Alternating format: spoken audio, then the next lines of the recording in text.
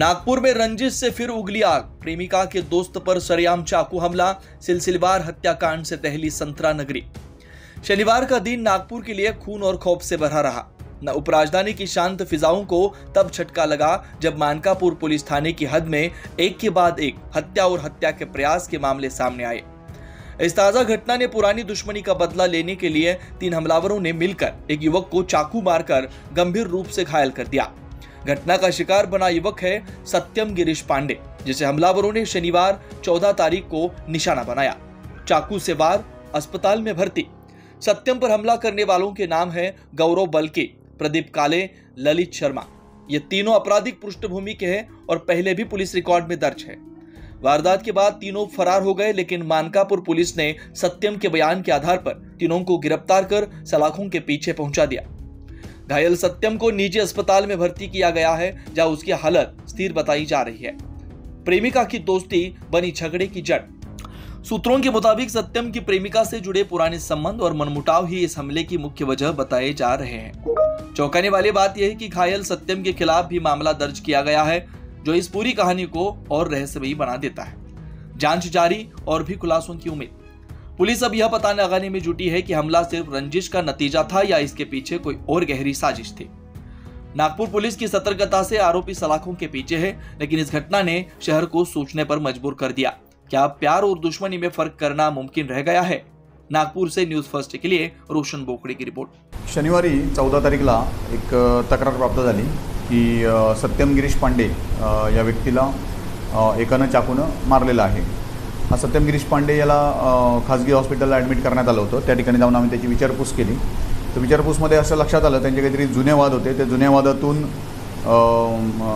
जे आरोपी आहेत गौरव बल्की, ललित शर्मा आणि प्रदीप काळे या तिघांनी त्याला चाकूनं मारहाण केलेली आहे, अशा प्रकारची तक्रार प्राप्त झाली। हा गौरव बल्की जो आहे हा हिस्ट्री शीटर आहे, रेकॉर्डवरचा गुन्हेगार आहे। ललित शर्मा हा हिस्ट्री शीटर आहे आणि प्रदीप काळे याच्याविरुद्ध एक गुन्हा दाखल आहे। तिन्ही गुन्हेगारच आहेत आणि त्यांचे काहीतरी जुने वाद होते। यापूर्वीचे वाद आपल्याला माहीत नव्हते, पण एकमेकाला यापूर्वी भेटून त्यांनी खुन्नस वगैरे दाखवली होती। त्या वादातून त्यांनी मारलं। यामध्ये आरोपींची माहिती मिळाल्यानंतर तात्काळ डीबी टीम रवाना करून तिन्ही आरोपींना आम्ही त्याच दिवशी सेम डेला ताब्यात घेतलेलं आहे। ही जी घटना आहे श्रीराम अर्बन कोऑपरेटिव्ह बँक गोदनी रोड या ठिकाणी झालेली होती।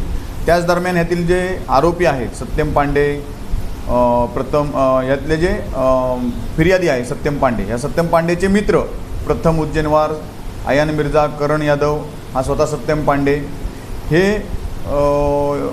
यांच्या तक्रारीवरून देखील या सत्यम पांडे आणि इतरांवर गुन्हा दाखल करण्यात गौरव बल्की सत्यम पांडे आणि इतरांवर गुन्हा दाखल करण्यात आला। क्रॉस गुन्हा आहे 324चा। तर दोन्ही गुन्ह्यातले आरोपी आम्ही सेम डे अटक केले। दोन्ही साईडनं तक्रारी होत्या। अटक करून त्यांना काल मान्य न्यायालयात हजर करण्यात आलेलं होतं।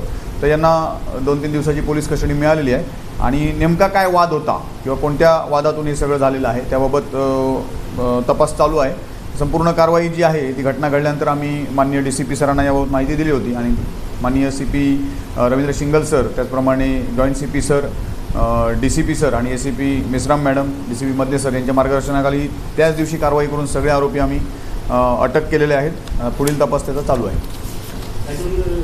कंप्लेंट देणे आला आरोपी हे दोघं आरोपी हां, म्हणजे एका गुन्ह्यातले तक्रारदार आहेत ते दुसऱ्या गुन्ह्यात आरोपी झालेले आहेत, दुसऱ्या गुन्ह्यातले तक्रारदार पहिल्या गुन्ह्यात आरोपी झालेले आहेत एकमेकाविरुद्ध आणि दोघांनाही जखमा आहेत। म्हणजे याच्यात सत्यम पांडे जो आहे त्याला चाकू मारलेला होता छातीत, तो देखील जखमी आहे आणि याच्यामध्ये गौरव बल्की हा जो आहे ते गौरव बल्कीला देखील हाताला चाकूनं जखम झालेली होती। तर याचा अर्थ समोरच्यांनी देखील चाकूनं मारहाण केलेली। वाद हे कुठेतरी 2 महिन्यापूर्वी दारू दुकानासमोर भेटलेले होते एकमेकाला आणि त्या ठिकाणी एकमेकाला ह्या खुन्नस दाखवलेली होती। काहीतरी वादावादी होऊन त्या ठिकाणी खुन्नस दाखवलेली होती। एकमेकाची त्यांची फार परिचय नाही, फार दोस्ती पण नाही, फार दुश्मनी पण नाही, पण एकमेकाच्या तोंड ओळखीचे आहेत हे लोक। आणि काल परवा नेमका तो त्यांचा वाद झाला त्या ठिकाणी आणि मग ती वादाला मोठं स्वरूप मिळालं।